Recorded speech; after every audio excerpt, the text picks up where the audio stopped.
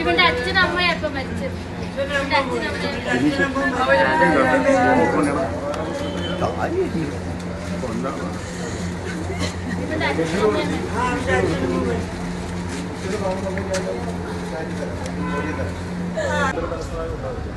ഇപ്പോൾ ശവസംസ്കാരം ഉൾപ്പെടെയുള്ള കാര്യങ്ങൾ നടക്കും.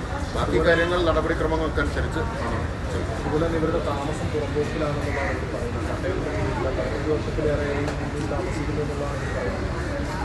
അത്തരം കാര്യങ്ങളൊക്കെ പരിശോധിക്കേണ്ടതുണ്ട്. നമ്മുടെ മുമ്പിൽ എല്ലാ വിവരങ്ങളും ഇപ്പോൾ ലഭിച്ചിട്ടില്ല. ആ കാര്യങ്ങളെല്ലാം പരിശോധിക്കും.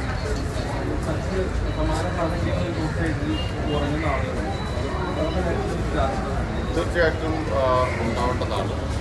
കേരളത്തിൽ ഇതങ്ങനെ വളരെ അത്യപൂർവമായിട്ട് സംഭവിക്കുന്ന ഒരു കാര്യമാണ്.